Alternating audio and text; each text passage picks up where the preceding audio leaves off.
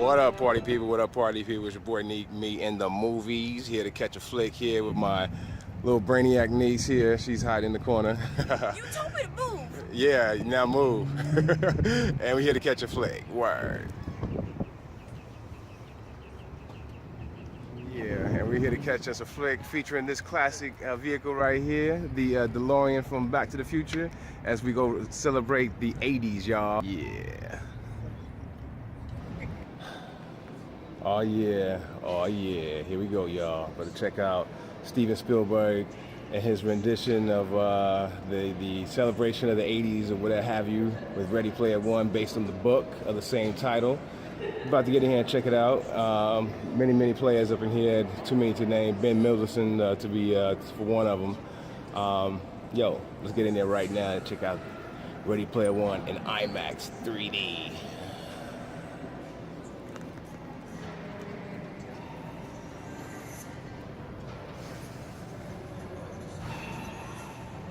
IMAX 3D time. Got my specs on deck. I'm gonna put the 3D glasses on top of that, so it's gonna be extra visual. Got my treats on deck. Got my niece on deck. About to check out Ready Player One right now. Yeah.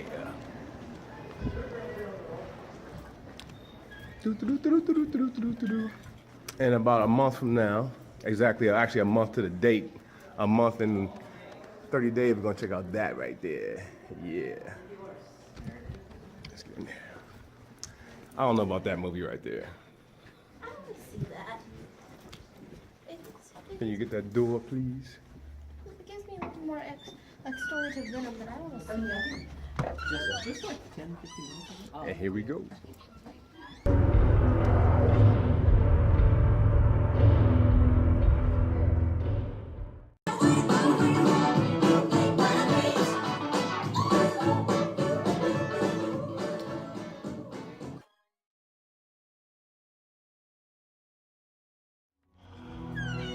Ready Player One. Oh man. Was it long? It seemed like it was kind of long, huh? I said it seemed like it was kind of long. Yes. I give Ready Player One a big old thumbs up. I almost want to give it a kind of slanted thumbs up because it was a little too much sensory overload being in the Oasis. It was good. He doesn't know what he's talking about. It was being in the Oasis a little too long, but it was still good though. For the sake of the Oasis, of course it's gonna be based on the Oasis. But it was good though. I gotta give it a thumbs up. Further thoughts. I thought I'd continue on with my thoughts about Ready Player One after a couple days. It's funny, I woke up the next morning thinking about Ready Player One with fonder thoughts than I had when I walked out the theater. When I walked out the theater, I think the movie started at 7:40. You got 15 minutes of trailers, so the movie started about 7:55 or such. And we walked out like 10 o'clock or so. Being in the Oasis for 2 hours and such, it was sensory overload, like I said. It was just too much. I started to kind of doze a little bit. Some parts seemed boring, but you know what? The nostalgia factor of everything in the movie just kind of had me waking up the next morning. It just, you know, it was a swan song to that era of the 80s and 90s and such like that. And the way movies were made, those characters that we all loved. But the thing is, of course, you could make that same movie about the characters of today in the last 20 years since the 2000s, especially with all the comic book movies and all that stuff.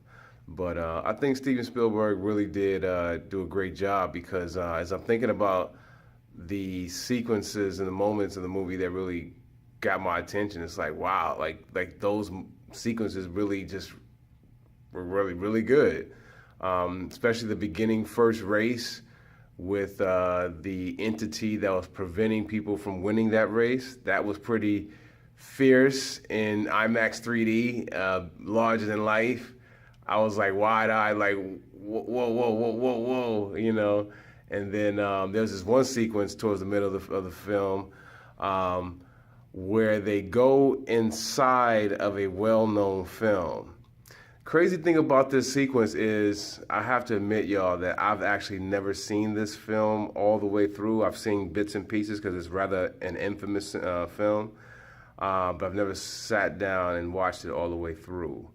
And so I was reacting to this sequence the same way the character in the movie that was the focus of the sequence was reacting. That character hadn't seen it, and all the other avatars characters were like, "You haven't seen the blah blah blah blah blah." It's like So as they would come across certain things from the movie, you heard the audience, people in the audience was like, "Oh no no no no!" And even my niece, she's seen the movie and I hadn't, so it was fun to hear the reaction of the audience and my niece, but me having the same reaction to everything as the character in the movie. So I thought that was a kind of trip. So things like that just really did it for me as far as Ready Player One. And definitely the overall message in it as far as, you gotta disconnect. Real life is real life. The real life experiences is gonna be far greater than anything that you can experience in a game, that you can turn off. So I definitely dug the message of it. But man, nowadays it's just, I don't know who's gonna take heed. We got these devices in our hands like crazy. And people being so standoffish to the human interaction. I mean, you can't even make time to chill with anybody anymore. So I definitely love the overall message of the film. I wish they would have taken some time with a lot of the characters and let us kind of like just appreciate them more, because some of them were just like quick flash cameos, and that's all good. But yeah, and the ending climax was dope too, Yeah, everything. It was definitely the point of this movie was fan servicing and everything like that. So they definitely handled that. Got a big old A, and the overall story. The only thing I hear about as far as the source material, the book, that the book kind of really touched on people really wanting to be someone other than themselves because of their actual appearance and such like that. And they kind of copped out on that with the movie with having two good-looking leads. I'm sorry, but. Amelia Cook with her birthmark in her eye doesn't make her ugly. I mean, get out of here. She's still a gorgeous young lady. Yeah, so. But overall, I really did enjoy. I really, really, really did enjoy Ready Player One. In hindsight, more so than the initial first experience. Just thinking about everything. So I definitely want to go see it again. I think that's what it comes down to. Is this movie worth seeing in theaters? Yes.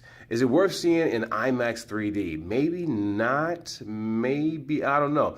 Nothing really stood out to me. But maybe because I was so engulfed into the world, maybe it would be a different experience than that flat 2D experience. But who knows? I got to go check it out again to find out that's so. But I remember watching it and wasn't too impressed by the 3D. And I wasn't too impressed by the first kind of couple frames of the movie. I didn't care for how Spielberg made the real world completely washed out and bland. It was like, I get the message of what you're trying to convey here, but it's like too bland, like almost monochrome. I mean, I was like, come on, yo, life ain't that washed out. The sun ain't beaming that much, is it? Anyways, but no, Ready Player One, I loved it though, for real. So y'all go check it out. It's your boy Neek here, me in the movies, and I saw Ready Player One. I give it a big old giant thumbs up. So I suggest y'all go check it out yourselves and enjoy the nostalgia. Next time, next flick, I'll catch y'all. Word.